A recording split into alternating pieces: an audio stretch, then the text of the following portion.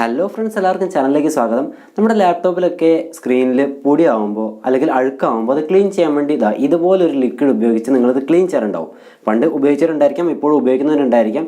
എന്നാൽ ഇനി മുതൽ ഇതുപോലെ ലിക്വിഡ്സ് ഉപയോഗിച്ച് നിങ്ങളുടെ ലാപ്ടോപ്പിൻ്റെ സ്ക്രീൻ ക്ലീൻ ചെയ്യരുത്. അപ്പോൾ അതെന്താണ് കാരണം എന്ന് പറയുന്നതിന് മുന്നേ നിങ്ങൾ ആദ്യമായിട്ടാണ് എൻ്റെ ഈ ചാനൽ കാണുന്നതെങ്കിൽ എൻ്റെ ചാനൽ സബ്സ്ക്രൈബ് ചെയ്യുക, ഒപ്പം തന്നെ നോട്ടിഫിക്കേഷൻ ഒന്ന് എനേബിൾ ചെയ്ത് വെക്കുക.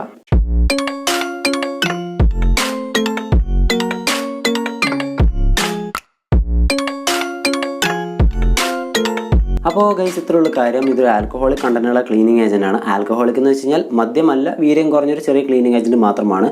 അപ്പോൾ ഇതുപോലുള്ള ഒരുപാട് പ്രൊഡക്റ്റുകളിൽ അമോണിയ കൂടി അടങ്ങാറുണ്ട്. അപ്പോൾ അമോണിയ അടങ്ങിയ ആൽക്കഹോളിക് കണ്ടന്റുള്ള ഇതുപോലുള്ള ക്ലീനിങ് ഏജൻറ്റ്സ്, ഈ ലിക്വിഡ്സ് ഉപയോഗിച്ച് നമ്മൾ ലാപ്ടോപ്പിൻ്റെ സ്ക്രീൻ കണ്ടിന്യൂസ് ആയിട്ട് ക്ലീൻ ചെയ്യുമ്പോൾ അതിന് പുറത്തുള്ള പ്രൊട്ടക്റ്റീവ് ലെയേഴ്സ് മെല്ലെ മെല്ലെ ഡാമേജ് ആവും. ഇത് ഒന്നോ രണ്ടോ തവണയോ യൂസ് ചെയ്യുമ്പോഴുള്ള ഇഷ്യൂ അല്ല ഈ പറയുന്നത്.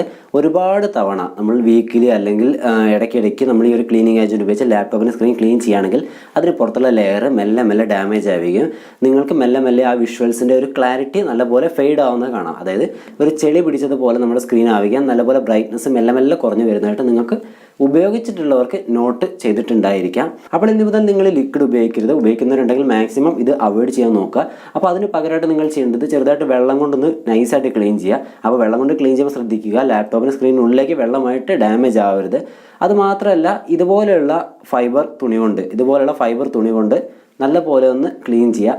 ഓക്കെ, ഇതുപോലുള്ള മൈക്രോ ഫൈബർ തുണി കൊണ്ട് ക്ലീൻ ചെയ്യുക. ഇനി അതല്ലാന്നുണ്ടെങ്കിൽ ചെറിയ ചെറിയ പൊടികളാണെന്നുണ്ടെങ്കിൽ ഈ ഒരു ലിക്വിഡിൻ്റെ ആവശ്യമേ അവിടെ വരുന്നില്ല. ഇതുപോലൊരു തുണി തന്നെ ധാരാളമാണ്. അപ്പോൾ ഇനി മുതൽ നിങ്ങൾ ഈ ലിക്വിഡ് ഉപയോഗിക്കില്ല എന്ന് ഞാൻ വിചാരിക്കുന്നു. അപ്പോൾ ഗൈസ്, നിങ്ങൾക്ക് വീഡിയോ ഇഷ്ടപ്പെട്ടെന്ന് പ്രതീക്ഷിക്കുന്നു. വീഡിയോ ഇഷ്ടപ്പെട്ടാൽ ലൈക്ക് ചെയ്യുക, യൂസ്ഫുൾ ആകുമെങ്കിൽ കൂട്ടുകാരിലേക്കും ഷെയർ ചെയ്ത് കൊടുക്കുക. അപ്പോൾ ഇതുപോലെയുള്ള അറിവുകൾക്കായി എൻ്റെ ചാനൽ സബ്സ്ക്രൈബ് ചെയ്ത് ഒപ്പം തന്നെ നോട്ടിഫിക്കേഷനും എനേബിൾ ചെയ്ത് വെക്കുക.